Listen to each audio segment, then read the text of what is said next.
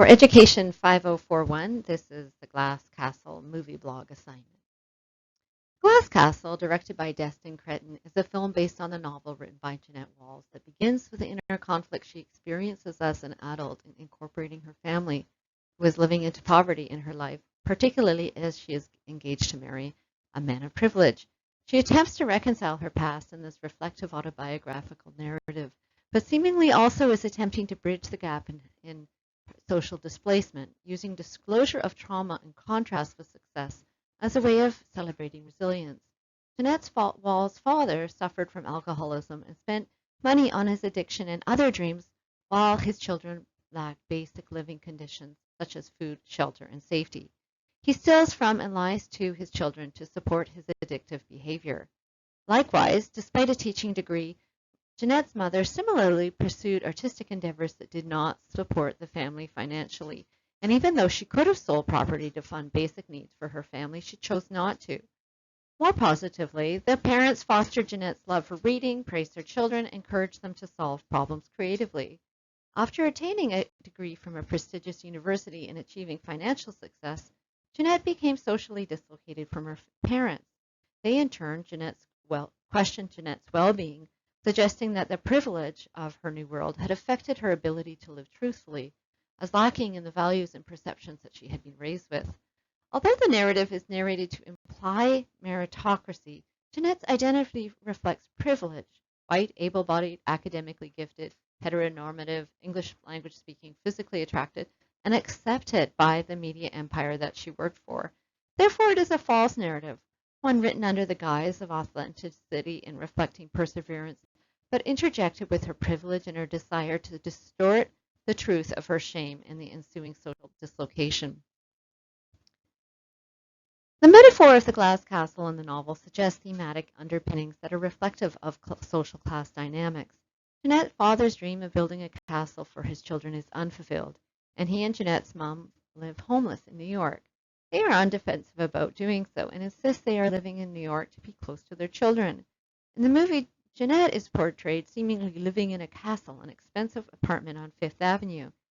Yet she feels she can no longer associate with her parents as they are socially dislocated because of lifestyle. Therefore, the dream of the castle which she and her brothers and sisters enjoyed so much as children has been shattered, shown to be a dislocating experience, as the home represents her separation from others. This reveals that socially created stratifications in class are disruptive to relationships. The movie begs a central question: is it possible in today's society for the dispossessed to achieve their dreams? The notion of meritocracy presents a false promise.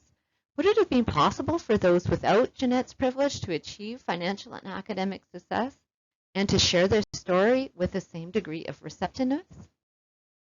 Literacy can allow individuals the power to rise from poverty, as it was likely Jeanette Walls' skills as a communicator that enabled her to achieve access to a privileged university and later achieve employment in broadcasting and journalism.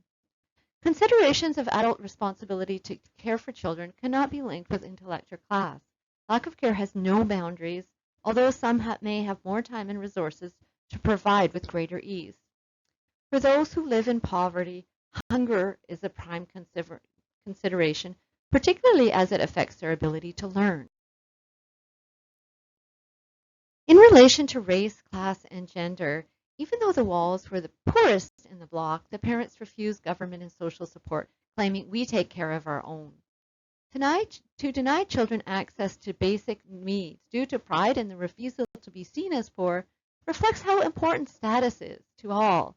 The mother reports, "Even if you get off welfare, you never escape the stigma that you were a charity case." Further, the character of Irma can show how racial status is also important to the family, which, despite its lack of power, takes pride from being dominant to African Americans. Irma reports, "The reason I have not gone out of this house in 15 years is because I do not want to see or be seen by a nigger." She derisively reports to the neighborhood as Niggerville. Throughout the novel, the relationship between the mother and the father reflect oppressive gender forces. The mother is dependent upon a husband who often drinks and gambles with the money they need to buy basic needs for the children. He performs violence upon her, hitting and shoving her, and threatens her with fatal violence in front of the children, that of being thrown out of a window, and another time driving into her with a car. She calls to the children, "Help, he's trying to kill me." Jeanette's early sexual experiences are also marked with lack of consent, including assault. Although her brother and perhaps her father also experienced assault, she may have had less physical force in defending herself against the males. These perspectives vividly portray the complex intersections of race, class, and gender. The glass castle suggests that one can overcome childhood adversity.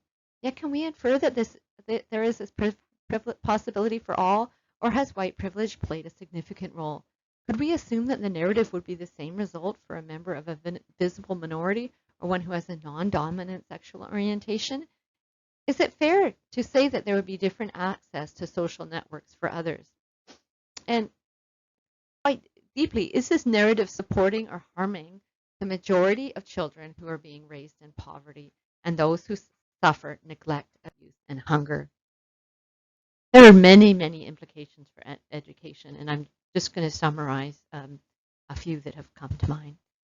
Supporting the needs of diverse students. What do we do as teachers when working with students who are living in poverty? The ethics of responsible care. If I were working with Jeanette, would I report her family to social services? I've taught many situations that have been similar. Students who report being hungry often, students who report lack of care, students who show signs of neglect, and girls without menstrual products and bruises and injuries. Learning about the lives of others does allow better understanding and increases empathy for the lives of others. However, is it important to contextualize these situations to portray the distortions suggested in terms of social identity? This book is often taught in grade 11, and I have not done so because of my concerns of the novel and my ability to be able to contextualize it within the time period to the level at a grade 11 student might understand. How does poverty affect one's ability to learn? Does hunger affect behavior? Jeanette is being shown vulnerable to social ostracism as a result of showing eagerness to learn. How often do students subordinate their abilities and enthusiasm to fit in a social context? What can teachers do to address this big challenge? As Jeanette's experience suggests, in rural communities there may be a lack of certified or well-qualified teachers or support for advanced coursework. There are some school contexts in which the prevalence of need is higher than others. How does the school or even the school district respond to this need while continuing to support advancement? I've done a little focused research on hunger here, just because it's an important aspect of class and education. Jeanette Wall's memoir includes frequent reports of hunger. The World Health Organization reports that hunger and anemia can impair cognition and learning. Good health and nutrition are needed to achieve one's full educational potential because nutrition affects intellectual development and learning ability. Multiple studies report significant findings between the nutritional status and cognitive test scores or school performance.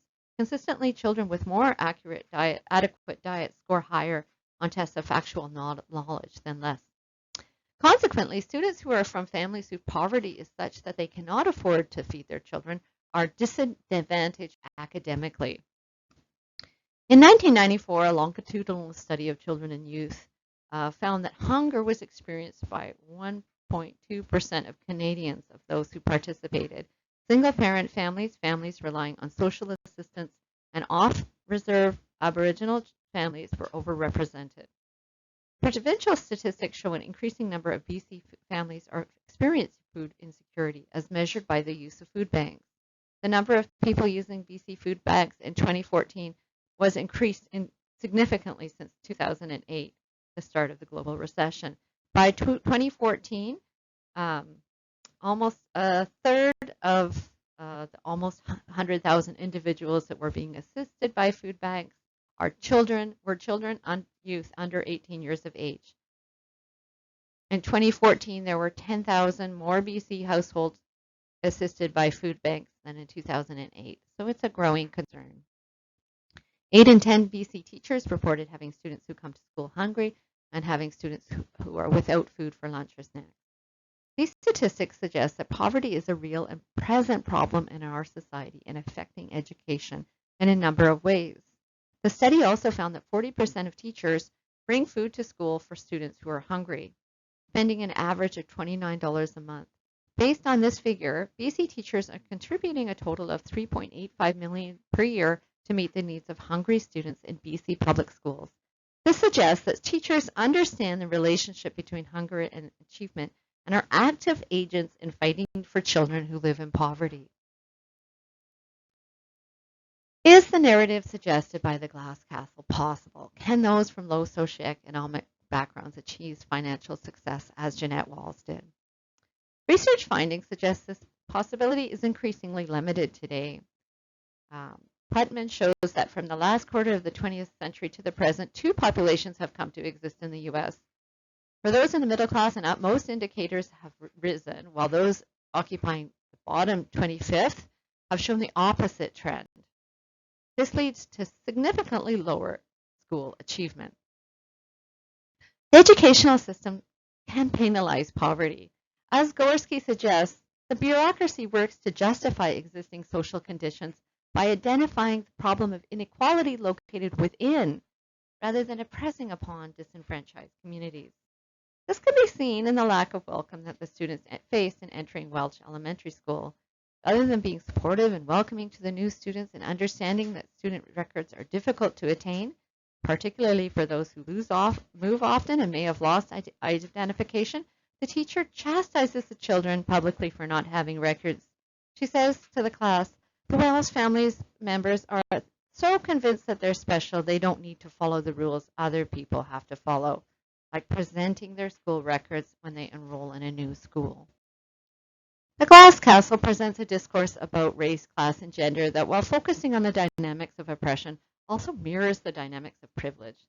This, as M.L. Anderson suggests, is important to study as we can understand the complex intersections of identity. In particular, this memoir suggests that there was white access to institutional power and privilege for the individual in the story, despite poverty and neglect. It also casts a unique viewpoint that suggests how class relates to education, as hunger is presented as a predominant experience. Thank you very much for listening.